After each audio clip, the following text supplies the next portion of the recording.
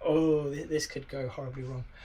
What is one thing that I wish leaders and leadership teams knew about building Scrum and Agile teams and environments? The one thing, they have to change. Simple as that. Most leaders, when they see Agile being adopted, see this is great. So we'll have, I'll be honest, quicker delivery. That's what they often hear. We'll be able to change our minds more often. We'll be responsive to the market. Lots and lots of good things that Agile brings. Yes, we want that. That sounds great. What do you have to do to achieve that? So when I engage with new companies and things, that's very often it, is what do the teams have to do to get this Agile thing working, to get all these benefits that you've talked about, because we want them. And we assume that we're fine because we have nothing to do with this. When in actual fact, they're a cornerstone of the whole thing.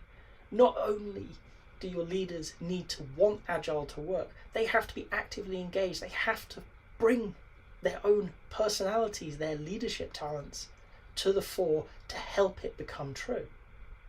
Okay? Not assume that it's a team thing. Assume that somebody else can do it, because your culture is really reinforced by that leadership. Culture is, at the end of the day, the behaviours you allow to happen in your organisation. Okay? And if your leaders will allow behaviours that are counter to Agile to happen, you won't end up with a great Agile organisation. You might end up with an okay one, might limp along in maybe a bit of a better way. Very often it does limp along, not in a better way, but in a different way. Okay? What you want is leaders to recognise this and say, okay, things need to change. Not only bringing in Scrum, let's do a retro every now and again, let's do planning, let's do daily Scrums, but they need to also start thinking, how do we need to change? What are the policies that we need to change? What are the processes that need to change to enable this? How do we get other people outside of this Agile initiative thinking differently, engaging differently, so that we get the best from it? What does it mean for us, for our organisation, in the broadest sense? Do we continue expecting things from people and forcing them down without giving them the authority to act, so they just do?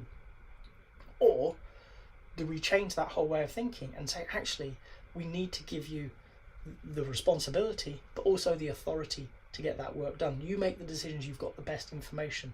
You let us know when there's a problem. What I really want from the leaders that I work with is that moment to coalesce when they recognise their job is not management.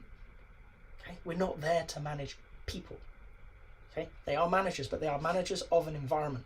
They are there to make sure that the teams have the right people available. They are there to make sure that those teams know what's important and what's not to the business, very often through people like product owners. Okay? They are there to create an environment where everybody can do their best work. So they're very much like a Scrum Master. They're people who are thinking, how can we change the current system so that those teams can do better? If there's one thing leaders could do, in my experience, is recognise that as quickly as possible, because that will make everything else so much easier. If you've got to this point in the video, I hope you've enjoyed it. If so, a like would be appreciated. If you want to hear more from me, more answers to questions that maybe you've got in the Agile world, please subscribe to the channel. And if you've got a question that you really want answered, drop it in the comments. I promise we'll get around to it. Thank you.